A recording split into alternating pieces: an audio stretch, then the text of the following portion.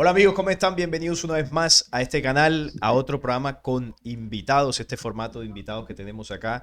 Traemos a distintas personas para que nos compartan sus vivencias, sus investigaciones y hoy tenemos un tema muy interesante porque hoy estamos con Gentil Ramírez de Alba. Él es graduado en teología en un instituto bíblico acá en la ciudad de Barranquilla, en Colombia. Además también es publicista, diseñador gráfico de profesión, igual que yo también soy de profesión diseñador gráfico. ¿Qué más, Gentil? ¿Cómo está? Bienvenido al canal. Muy buenas tardes, Salín, y a toda la amable audiencia de tu canal. Aquí contento de estar con ustedes compartiendo y aportando un grano de arena a lo que estamos hablando en este momento, el tema que traemos a colación. Bueno, hoy vamos a hablar del pueblo elegido de un falso Dios. Ese es el tema, ¿no? Que vamos a tocar. Así lo has titulado tu investigación. Así es, traemos bastante copiosa información, más que todo con citas bíblicas y de investigación que se ha hecho acerca de ese tema y para demostrar que no hay ningún pueblo elegido y no es un Dios verdadero, es un Dios impostor.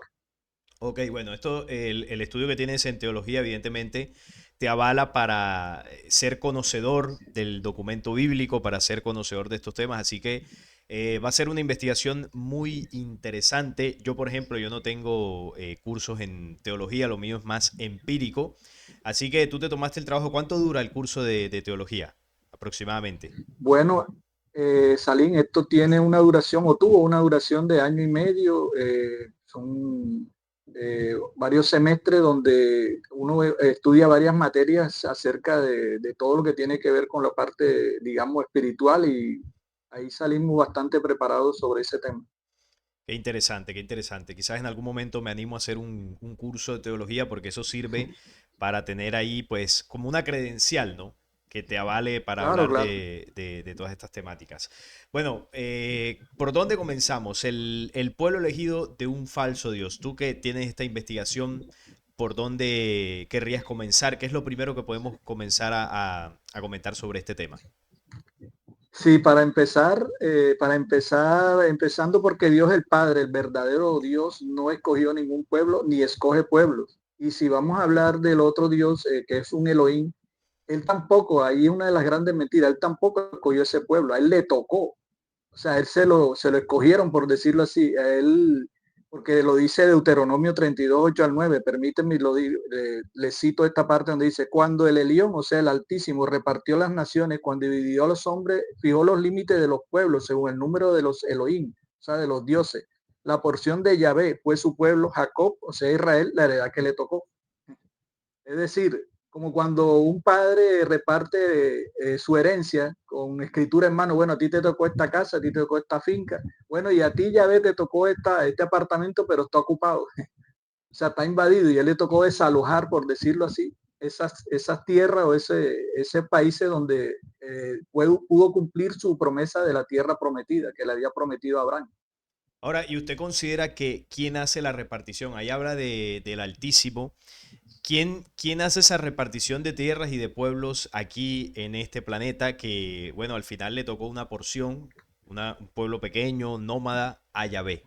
¿Quién es el encargado o quiénes son los encargados de hacer esta separación, esta división en la humanidad? Aquí, aquí precisamente habla de un personaje que se llama el Elión, que Ujú. se traduce el Altísimo, es decir, pero yo estoy completamente, por las investigaciones que se han hecho y otros temas que he tocado, que no es el Dios el Padre. O sea, el Altísimo es un Dios que está por encima de los otros dioses, de los Elohim, que son sus hijos. Claro, es un Dentro Dios de esos mayor, es un 70. Elohim mayor, ¿no?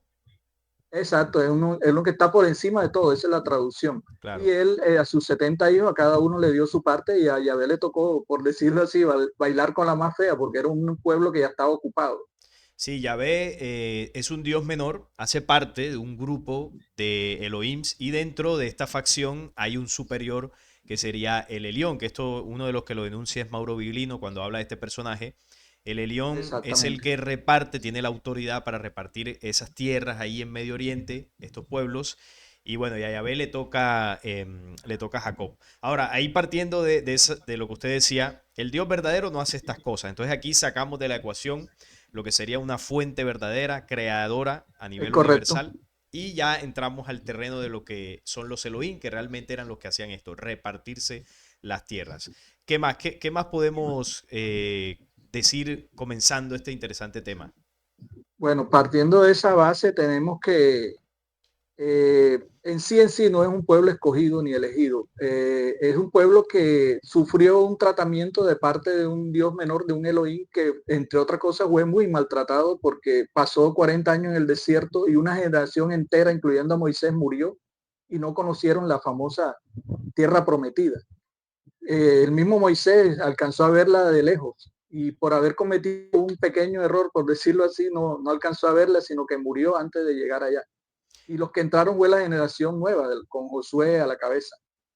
Sí, Moisés, según lo que dicen los textos, a lo último hizo cosas que no agradaron del todo a Yahvé y Yahvé lo castigó, fue como un castigo, le dijo, no vas a entrar a la tierra prometida, la vas a ver desde lejos y Josué tomó el mando. Ahora yo le pregunto, ¿por qué cree usted que fueron los 40 años? Porque esto es una duda que todo el mundo puede tener en algún momento. Se ve en los mapas que no se tardan 40 años en atravesar la península del Sinaí. ¿Por qué cree usted que Yahvé Exacto. hace esto? ¿Por qué los hace vagar tanto tiempo, pasando hambre, necesidades y en varias ocasiones hubo matanzas? ¿Por qué cree usted que pasó esto?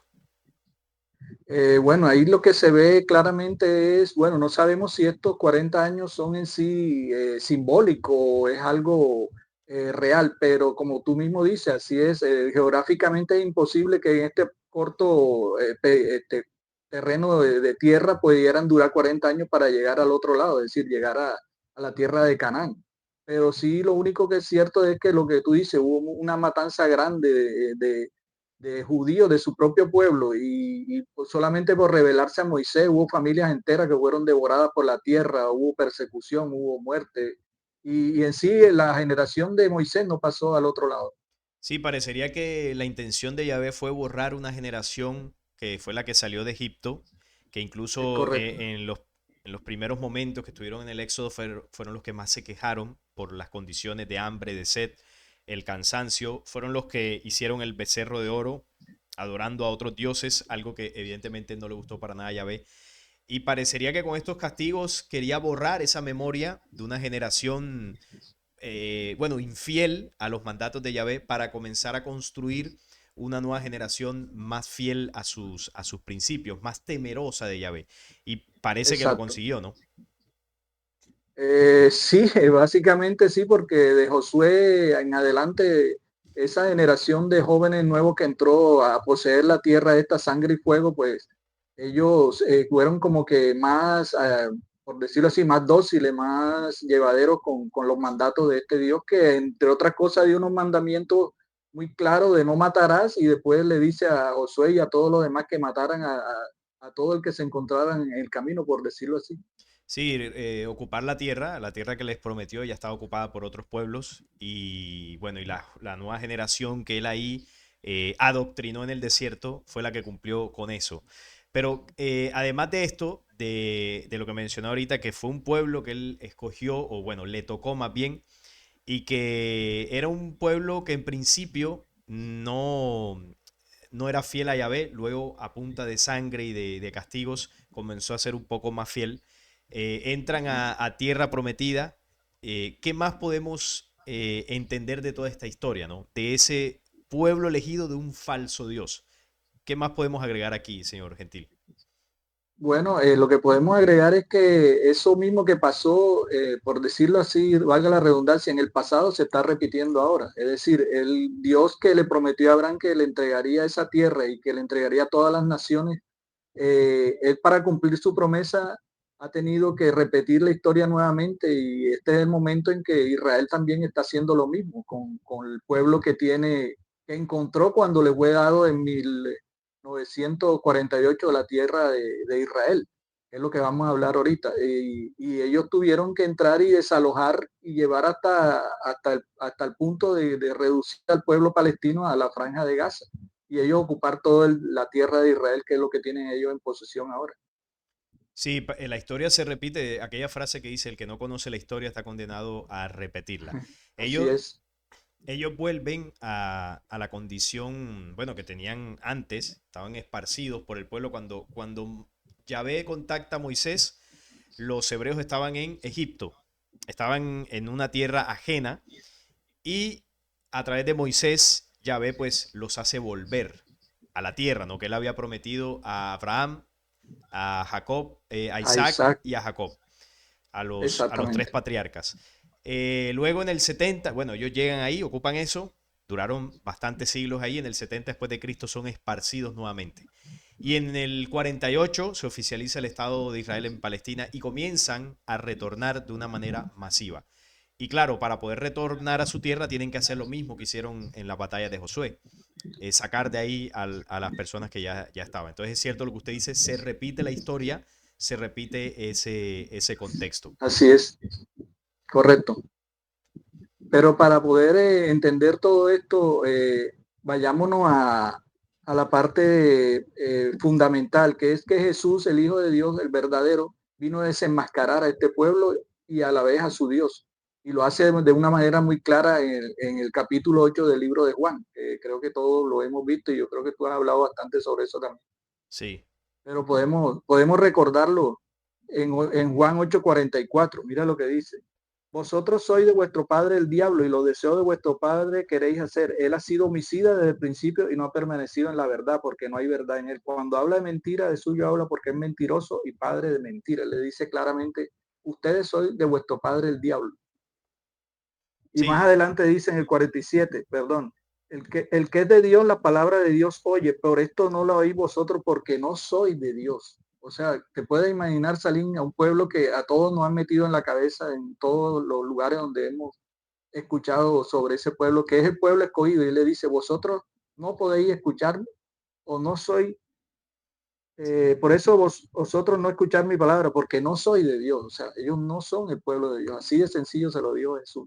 ¿No? Y cuando les dijo en las enseñanzas que nadie ha visto al Padre, a Dios nadie le vio jamás. Entonces, claro, ellos quedan como que, ¿cómo así? Si los profetas, los patriarcas lo vieron. Jacob vio a Dios, Moisés habló con él cara a cara, Abraham incluso se sentó a comer con Dios cuando en el encinar de Así es. Manré llegó a decirle que Sara iba a esperar un hijo, Isaac, que iba a quedar embarazada.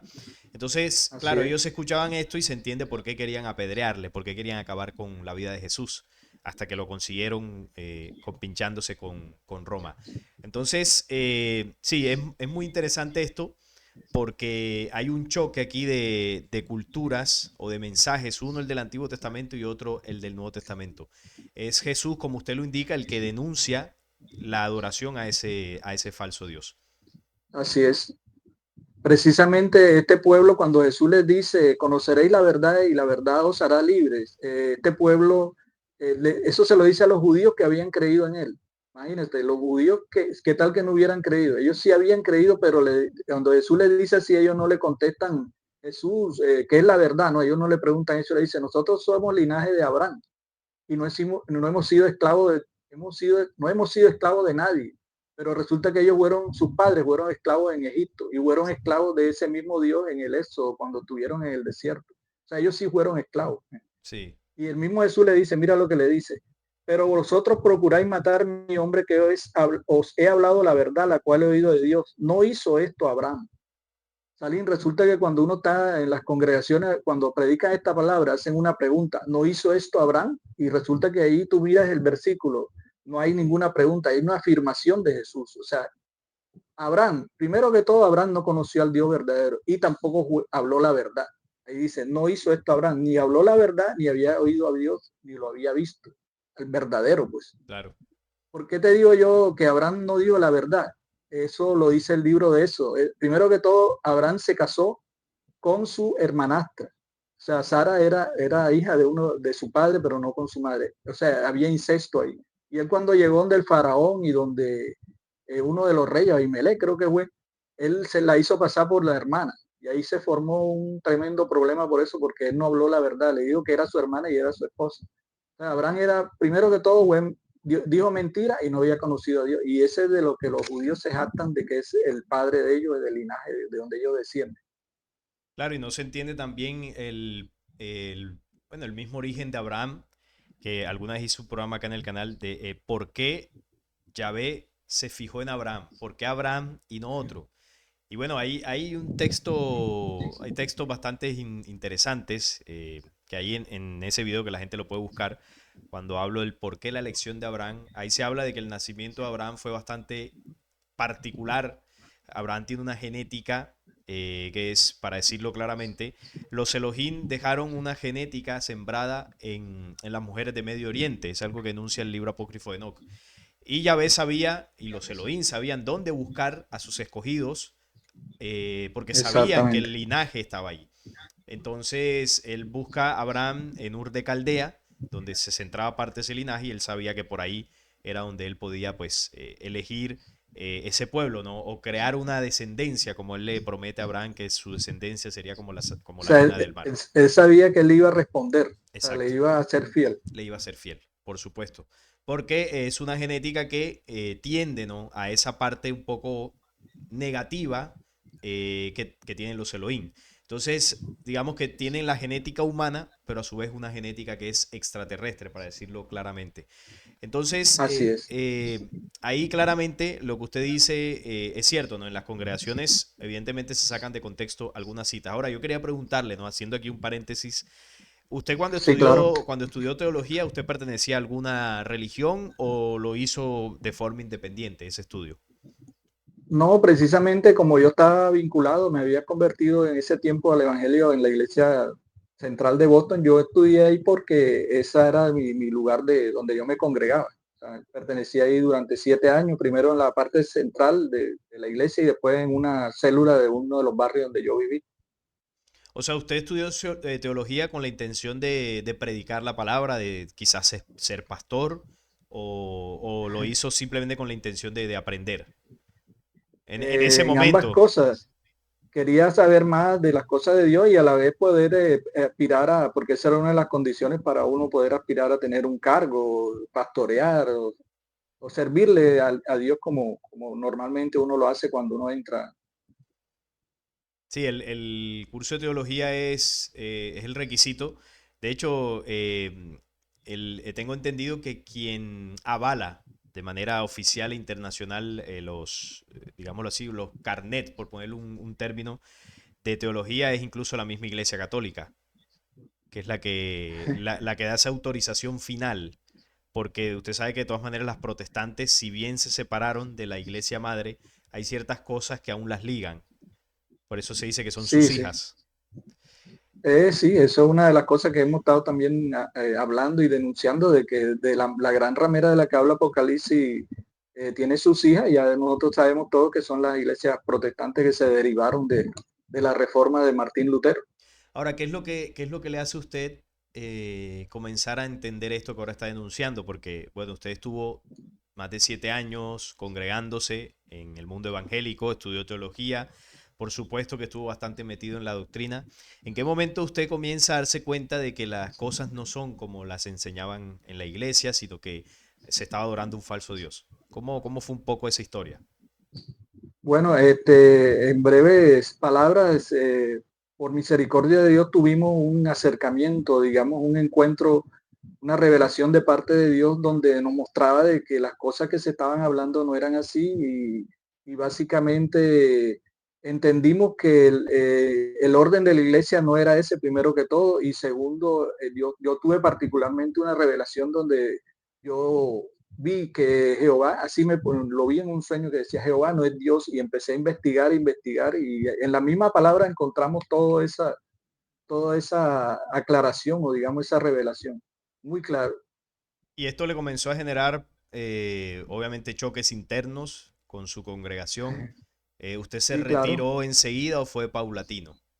O de No, pronto sigue eso, asistiendo, porque también hay casos así. no, no, porque no fue paulatino, eso fue algo inmediato porque empezamos a chocar, empezando por el tema del diezmo y la congregación me hizo un llamado para que yo reflexionara, por decirlo así, y me retratara de todo lo que estaba diciendo o hablando. Entonces, era escoger entre eso o someterme a lo que ellos decían y yo pues preferí, como la misma palabra dice, o sea, uno ¿qué es mejor, atender la voz de Dios o la del hombre? Entonces yo empecé a desvincularme y dejé cargo y todo lo que tenía en ese momento y me decidí a buscar otros horizontes y de hecho los encontré. O sea, encontré que por fuera de la iglesia cristiana evangélica habían otras personas que se reunían ya con esta temática y con estas revelaciones de parte de Dios. Ah, ok, usted dentro de la congregación empezó a comentar cosas. Sí, eso es un peligro hacer eso. Eso ahí, bueno, eso Sí. es herejía. Con razón, pues bueno, tuvo que tomar la decisión de salir. Bueno, ahí quería abrir este paréntesis porque sí que me llama la atención de cómo usted, estando bastante metido dentro del mundo religioso, comienza a darse cuenta de esto. ¿Qué más podemos agregar en este tema que estamos hablando sobre este supuesto pueblo elegido dentro de lo que usted ha investigado?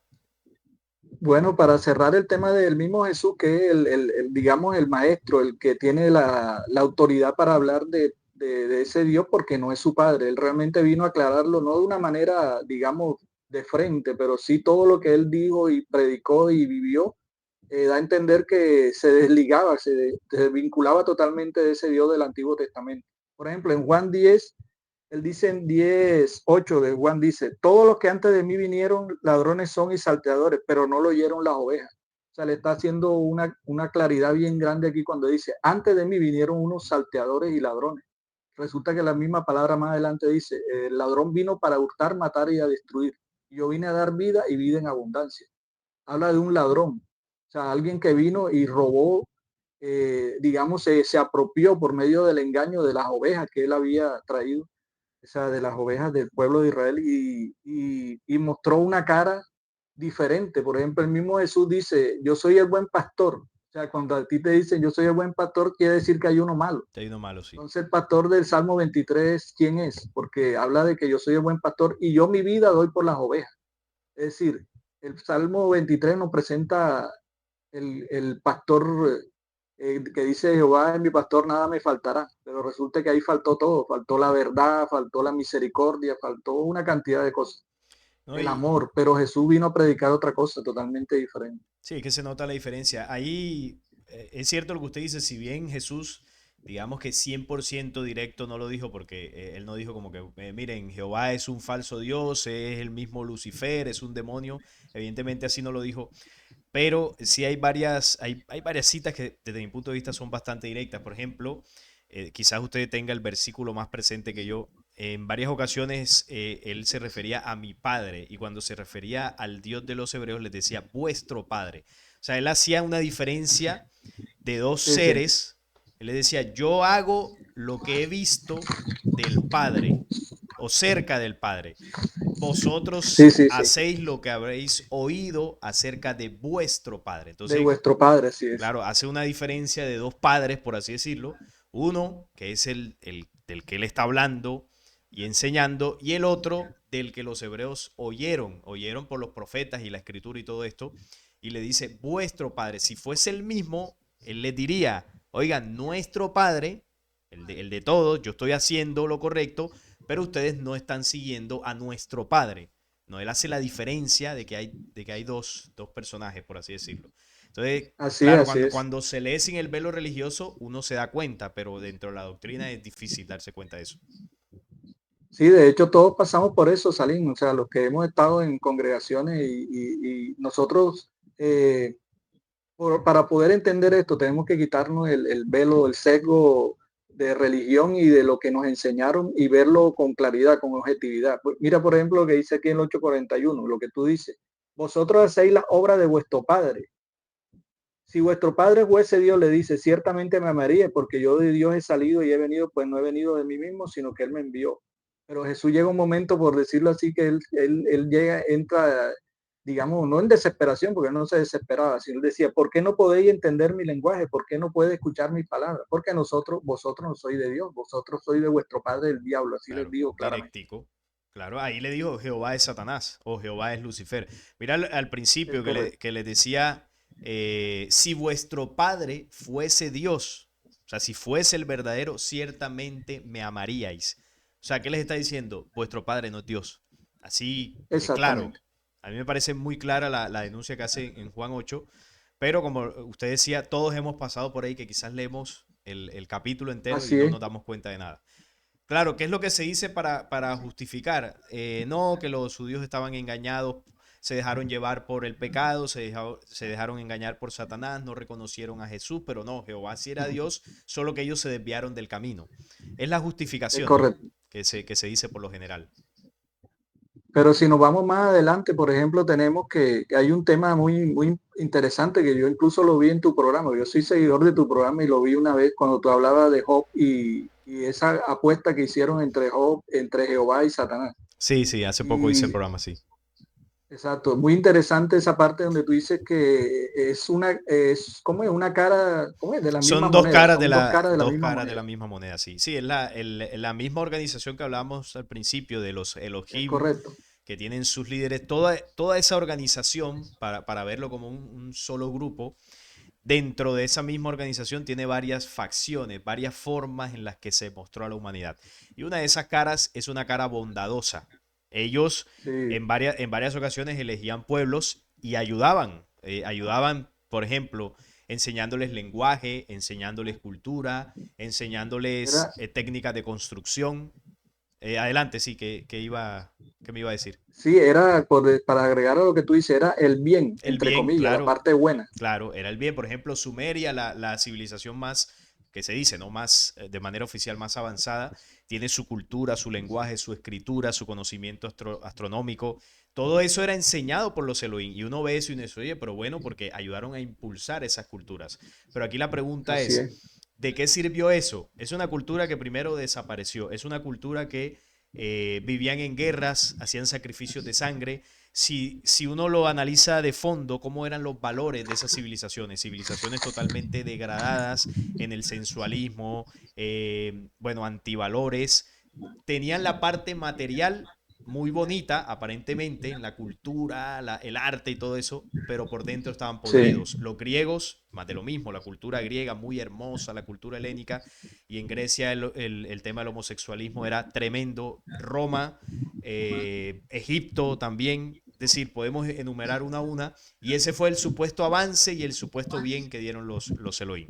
Pero al final es degradación, o sea que detrás de esa cara bondadosa hay una cara negativa. Y lo que dialogó con Job en el símbolo fueron las dos caras de esa misma organización, Lucifer y Satanás, básicamente. esa es la dualidad, es Sí, decir, la parte buena, entre comillas, y el mal. O sea, siempre nos ponen a escoger en las dos cosas y en realidad hubo mal por ambos lados, porque si vamos a ese tema que tú tocaste de Job, el pobre Job, entre comillas, por decirlo así, él fue atacado directamente por el mismo Jehová, porque él mismo lo dice, yo me pusiste como es a destruir a Job y se lo dice a Satanás, porque acuérdate que hubo una parte donde vino fuego del cielo y sí, destruyó los ganados, las personas que estaban ahí. O sea que eso fue, Job fue atacado por ambos lados, por ambas totalmente. facciones.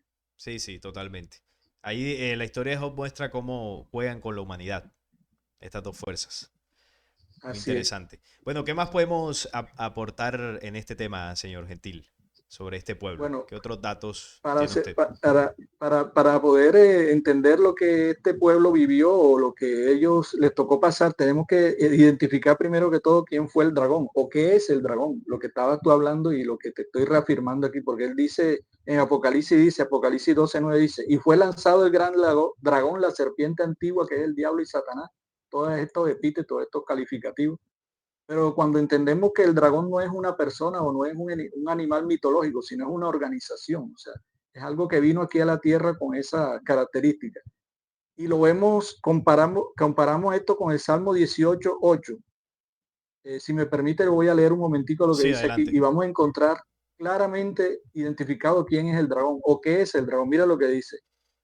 Salmo 18:8 dice, humo subió de su nariz y de su boca fuego consumidor, carbones fueron por él encendidos, inclinó los cielos y descendió y había densas tinieblas debajo de sus pies, cabalgó sobre un querubín, acuérdate que el querubín grande y protector, y voló sobre la sala del viento, puso tiniebla por su escondedero, por cortina suya alrededor de sí, oscuridad de aguas, el resplandor de su presencia, granizo y carbones ardientes, tronó en los cielos Jehová y el Altísimo dio su voz granizo y carbones de fuego. O sea, claramente está hablando, si usted se pone a hacer un dibujo de esto, es un dragón. Un dragón, claro. Todas las características típicas que, bueno, a nivel mitológico se muestran de un dragón.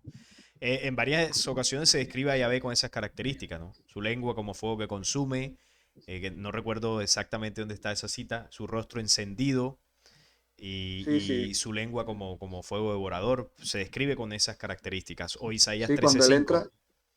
cuando él entra en cólera, fuego sale de su boca, es decir, pero no es algo literal, sino es algo que tiene muchas connotaciones. O sea, si lo entendemos literal, no vamos a pensar que es Es un dragón, un animal literal. mitológico, Sí, sí.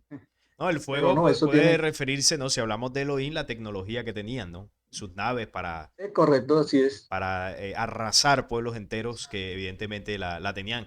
Se tiene, incluso si lo llevamos a tiempos modernos, que es la tecnología que ellos luego pasaron a los pueblos y a las potencias actuales, podríamos comparar esto con lo que es una bomba nuclear.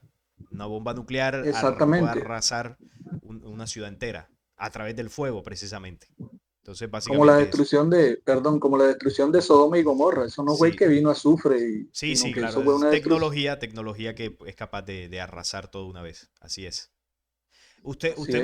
me envió un par de imágenes, no sé en qué momento usted me dice que las muestre, no Sí, sé. casualmente vamos a entrar en esa parte, Ok, vamos a hablar de la estrella de Rosil. ok, bueno, que por acá la tengo, aquí las personas la van a estar viendo, de pronto usted no la vea, pero bueno, usted ya más o menos sabe qué es lo que contiene la sí, imagen. claro, claro. Aquí la estoy mostrando, la estrella de los Rothschild, comparada con el Sí, tema de la estrella de 6 puntos. Usted nos explica esto, qué es lo que quiere decir. sí, la estrella de Rothschild, yo la hago una alusión a lo que llaman la estrella de David, que es la que con el que todos conocen al pueblo de Israel y sus símbolos. Es decir, tenemos aquí que hacemos una pregunta: ¿qué tiene Dios? ¿Qué tiene de Dios o de luz este pueblo? Cuando su origen es el escudo de armas de la familia Rothschild, Rothschild o Rothschild. Es una familia que es una familia de magnates, de banqueros, que se apropiaron de los bancos, así por encima la historia dice así, que ellos se apropiaron de los bancos centrales de Europa hasta Estados Unidos. Crearon Sí, la Reserva Federal en Estados Unidos y con ese poder económico, cuando se dio el decreto para darle la tierra a Israel en 1948, ellos inclusive influyeron en la bandera de Israel, porque si tú ves la bandera que aparece aquí, es la famosa estrella de 6 puntas. sí, ahí la tienen en Una toda la mitad. estrella, exacto, es una estrella que mira, tiene 6 puntas, tiene 6 triángulos y un hexágono en el medio. Cuando tú haces la suma, tiene 6 puntas, 6 triángulos y un hexágono, 6, 6, 6, o Sí, sea, un número de la oscuridad. 666.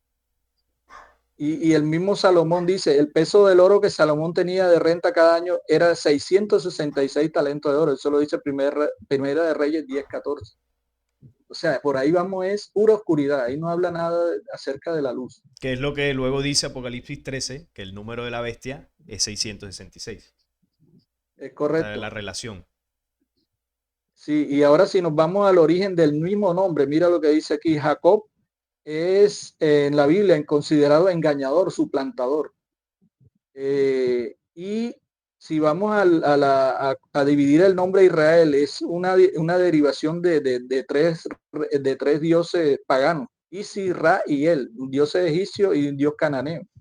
O sea, de ahí no tenemos nada que tenga que ver con la luz ni de un pueblo escogido del Dios verdadero. O sea, Sí, eso sí lo había todo visto es alguna oscuridad. vez, la composición del nombre Israel. Isis, Ra y El, que es el dios cananeo. Bueno, Jacob se le dice el suplantador por lo que hizo con su madre, ¿no? De engañar a Isaac Exactamente. haciéndose pasar por el hermano, por Esaú. O sea, él era mentiroso, engañador, suplantó al verdadero, o sea, el verdadero primogénito era Esaú y él se cubrió de una piel para engañar al padre, que estaba un poco ciego, y él lo eligió como su primogénito. Entonces, empezando por ahí, Y Yahvé lo permitió. no, porque él estaba feliz con eso. Claro, porque recordemos que con Abraham pasó algo similar en el sentido de que quien obtiene la progenitura es Isaac y no Ismael, que fue el mayor, el primogénito. Aunque Ismael lo tuvo con Agar, que no era la esposa oficial, sí fue el primer hijo de Abraham.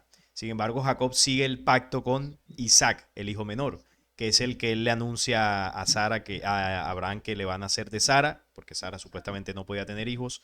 Y luego que ya ve la visita, bueno, ella queda embarazada. Entonces sigue el linaje por Isaac y cuando le nacen los hijos a Isaac, Jacob y Esaú, Yahvé ve con buenos ojos lo que estaba haciendo Jacob porque en Jacob se manifestó la genética Elohim, que es lo que ellos buscan.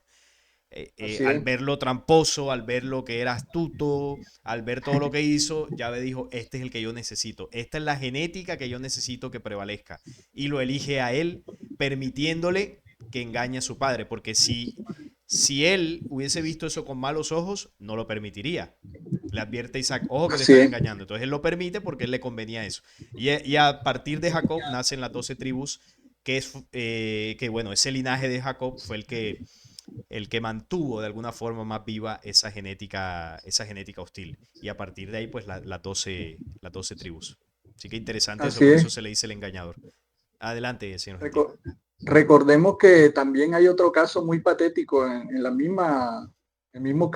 historia del pueblo de Israel, David. O sea, David fue nombrado como el hombre que, según muchos dicen, el hombre que tiene el corazón como el de Dios. Y yo me pregunto, ¿de cuál Dios? Porque David fue sanguinario, a tal punto que David llegó, o sea, no le fue permitido construir el templo, sino a su hijo Salomón, porque sus manos, dice ahí, literalmente fueron manchadas de sangre. O sea, fue tanta las personas que mató que el mismo Jehová no le permitió. O sea, era Sí, tanta la sangre que había derramado que no le permitió hacer el templo.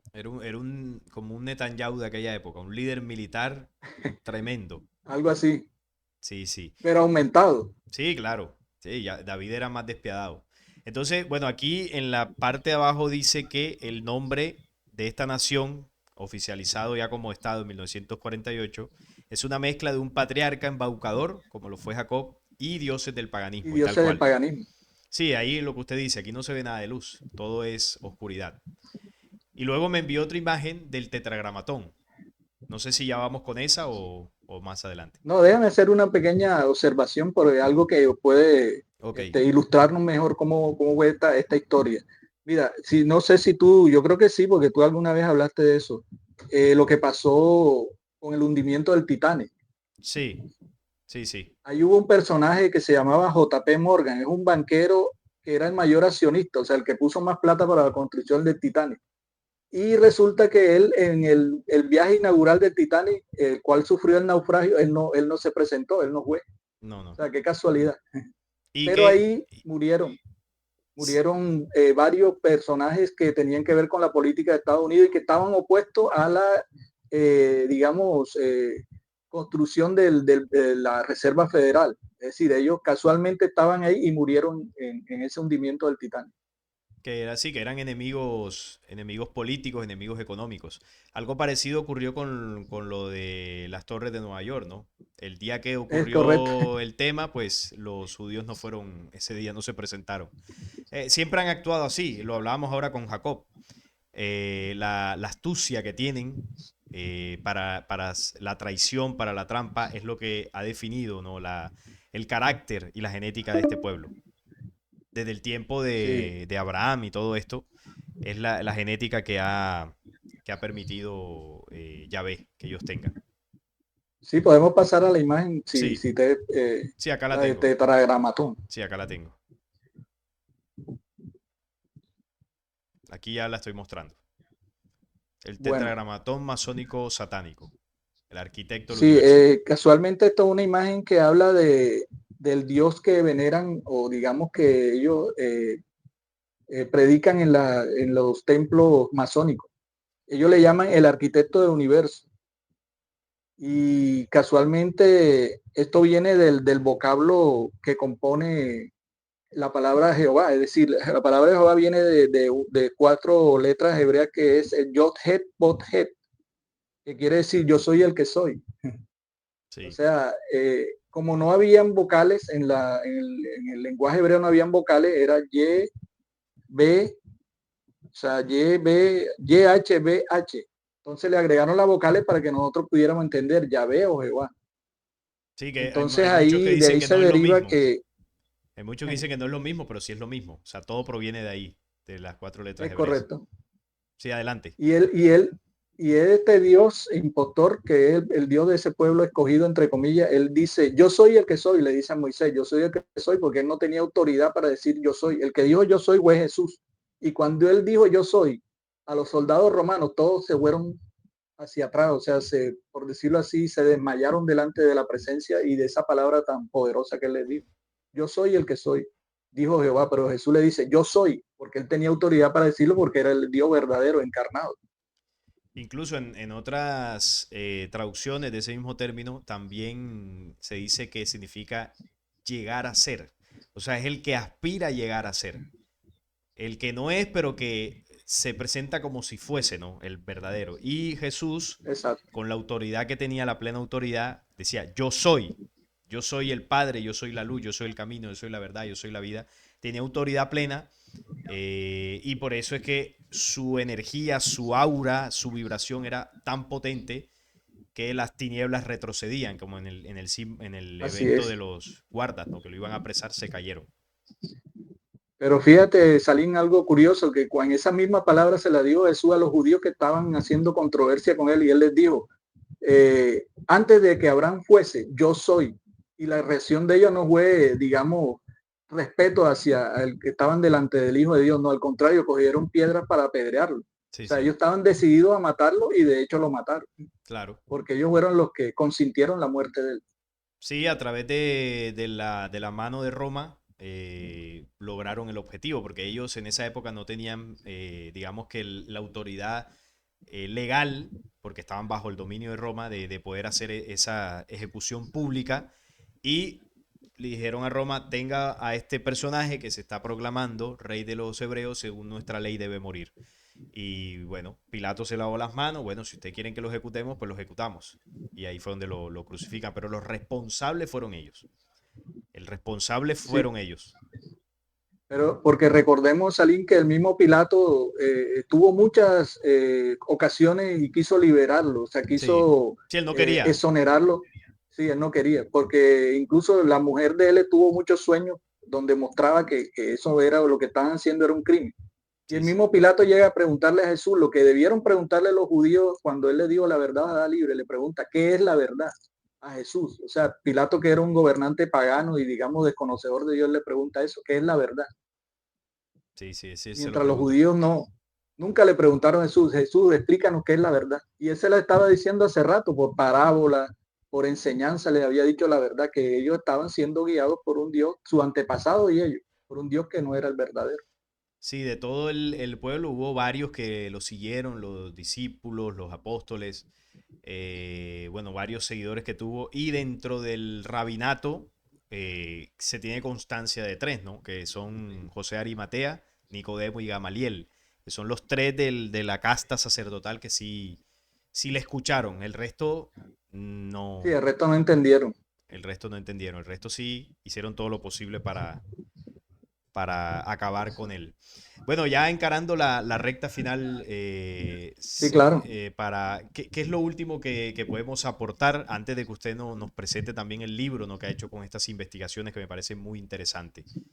Sí, te quiero aportar algo que en las congregaciones se ve mucho, o sea, en la parte de las alabanzas, uno a veces incurre en errores por desconocimiento, por ignorancia. Mira, hay una alabanza que dice, remolineando, remolineando, seré más vil por causa de Jehová. Y ustedes lo pueden buscar en YouTube, así dice la alabanza. Seré más vil por causa de Jehová. Si tú buscas el significado de la palabra vil, es algo tremendo. Vil es una persona terrible, Sí, hace cosas pésimas, despiadado. malas, Sí, sí. despiadado, cruel.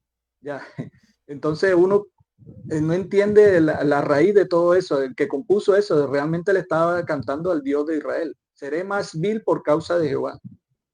De ahí viene la palabra servil, o sea, el servilismo, o sea, ser una persona servil o ser esclava, no es de Dios porque Dios no aprobó la esclavitud. El que instituyó la esclavitud e incluso la reglamentó a través de las leyes fue Jehová. Sí, O claro. sea que no debemos sentirnos orgullosos de ser serviles. Debemos ser orgullosos de pronto de servirle al Dios verdadero, de ser, digamos, eh, ser fieles al Dios que nos dio la vida, al Dios que trajo la vida a este mundo y que no, que proclama que Él dio vida y vida en abundancia, no tiene que ver nada con la muerte. Sí, nada con la esclavitud. Y bueno, este tema que hemos hablado, que evidentemente hemos tocado algunos puntos, supongo que usted en su libro tendrá pues más datos sobre toda esta investigación. Quisiera que Sí, nos hablara ahora un poco de su libro, ya para culminar esta pequeña entrevista, señor Gentil. ¿Qué nos sí, tiene claro. que decir sobre su libro? De hecho, El yo acá tengo libro, la el libro, imagen que usted me envió. sí, claro. Voy a mostrarla Este es el también. libro. Ahí está la verdad que quieren, que no quieren que sepas. Aquí estoy mostrando también la imagen que usted me envió Sí, claro. sobre su libro. Con, bueno, ese número es su teléfono, ¿no? Sí, este es el número que hemos habilitado para que cualquier persona que quiera contactarnos y a la vez, como es adquirir el libro, se puede contactar a través de ese número y con mucho gusto se le atiende y se le dan todos los requisitos Para para acceder a obtenerlo. él, Sí, ese número es un número de la Colombia. información. Tiene que ser con el más 57 por delante para los que estén fuera del país. Y ese libro Sí, tiene claro. varias temáticas. Coménteme algunos otros de los temas que tiene este libro, para que las personas Bueno, aparte se de la interesen un poco temática, más. sí, por encima, aparte de la temática del Dios, de la denuncia al Dios falso y al Dios verdadero que es el Padre, tenemos temáticas como la gran ramera y sus hijas, los siete poderes que gobiernan el mundo, el reino falso y el reino verdadero, las leyes, o sea, lo que es la ley como tal que fue desvirtuada por Jesús y varios temas que nosotros aquí tocamos que fueron revelaciones de parte de Dios y que desenmascaran una verdad que nos estuvieron ocultando por bastante tiempo y que por misericordia de Dios se está ya sacando a la luz. No solamente yo, porque yo solamente aporto un grano de arena, sino por muchos de las personas que Dios ha escogido para llevar estos mensajes y hacer despertar a las personas. Ahí están temas bastante interesantes. Aquí tocamos uno de los temas, el pueblo elegido de un falso Dios. Evidentemente no es todo lo que tiene que ver con esta temática. Para eso está la investigación del señor Gentil. Está su libro para, bueno, todos los que de pronto les interese obtenerlo. Está en versión física, como él nos mostró ahí, también en versión digital. Bueno, ahí a través de ese número. ¿Qué otro contacto, un correo de pronto, si lo quieren contactar por un correo, nos puede dar, señor Gentil? Bueno, no, en este momento hemos establecido ese número Solo porque, el número. digamos, sí, Ok. porque por cuestiones de también, porque no creas tú, esto nos ha traído bastante también oposición y a veces por seguridad misma de nosotros no ponemos correo ni dirección ni nada porque tú sabes que vienen ataques y Sí, es hay muchas normal. personas que se van a oponer Sí, sí, es normal por el porque tema delicado. se les está tirando al suelo su andamiaje, su estructura y eso, usted sabe que eso no, a mucha gente no le agrada. Sí, bueno, entonces está el número, ahí ya lo vieron, lo voy a mostrar una vez más para que, bueno, usted lo anote ahí. Si está fuera de Colombia, debe añadirle el más 57 y luego el número 324-427-2852 para los interesados en obtener este libro que tiene, bueno, toda la investigación sobre varios Así temas es. del señor Gentil. Bueno, mi hermano, muchísimas gracias por pasarse por acá, por el canal, compartir conmigo esta parte de su investigación y con todos los seguidores del canal y también, bueno, por compartir esta parte de su libro. Muchísimas gracias por estar aquí, señor Gentil.